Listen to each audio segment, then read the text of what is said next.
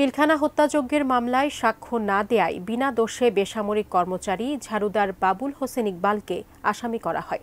তার বিরুদ্ধে সাক্ষী না থাকায় ২০১৩ সালে তিনি হত্যা মামলা থেকে অব্যাহতি পান। এরপরও বিস্ফোরক মামলার আসামি দেখিয়ে দীর্ঘ ১৬ বছর কারাবন্দী রাখা হয় তাকে। লক্ষ্মীপুর প্রতিনিধি মেহরাজ উদ্দিন রবিনের পাঠানো তথ্য চিত্রে এ নিয়ে বিস্তারিত দেখুন ডেস্ক রিপোর্টে। লক্ষ্মীপুর সদর উপজেলার দালালবাজার ইউনিয়নের ২ নম্বর ওয়ার্ডের মহাদেবপুর গ্রামের বাবুল হোসেন ইকবাল ২০০৯ সালে ঝাড়ুদার হিসেবে কর্মরত ছিলেন পিলখানায়। সে বছর ২৫ ও ২৬ ফেব্রুয়ারি পিলখানায় সংঘটিত হয় নারকীয় হত্যাযজ্ঞ। নিহত হন ৫৭ জন সেনা কর্মকর্তা সহ ৭৪ জন। পিলখানা হত্যাযজ্ঞের পরও প্রায় ১ মাস সেখানেই চাকরিতে ছিলেন বাবুল। পরবর্তী সময়ে হত্যা মামলার সাক্ষী হতে বলা হয় তাকে। বসুন্ধরা ডায়াপেন্ট এখন আরো উন্নত। এই হট এয়ার থ্রো টপশিট দ্রুত শোষণ করে সোনামণিকে দেয় কোমল অনুভূতি।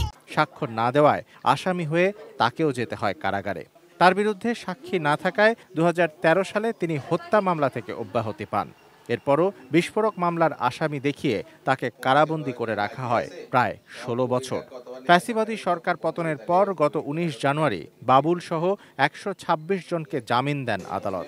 ২৩ জানুয়ারি তারা মুক্ত হন কাশিমপুর কেন্দ্রীয় কারাগার থেকে। এই মামলার বাদীকে আইউকে আইজে বলা যাবে না, কারণ এই মামলা বাদী আইএস মামলা, কারণ এই মামলার কোনো কিছুই নাই। এই মামলা ছিল একমাত্র ৩০ জন লোকের নামে, যাদের হত্যা মামলা ছিল না। কারাগারে বন্দী থাকা অবস্থায় বাবুলের মা মারা যান। ১৬ বছর বাবার আদর বঞ্চিত ছিল মেয়ে ফারজানা আক্তার নীলা। অবর্ণনীয় কষ্ট সহ্য করে জীবনযুদ্ধ চালিয়ে গেছেন স্ত্রী নীলু বেগম। এখন তারা এই অবিচারের সুষ্ঠু বিচার চান, ফিরে পেতে চান হারানো সম্মান। এখন তো আমার বাবা আসছে, এখন আমি অনেক খুশি, কারণ ১৬ বছর পরে আমি আমার বাবাকে ফিরে পাইছি। এরপর আমার আর চাওয়ার কিছু নাই।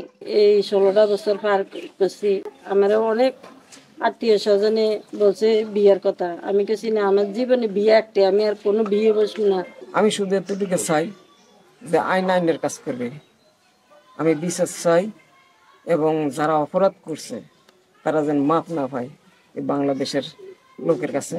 Shamsul Arefin, desk report, ATN news.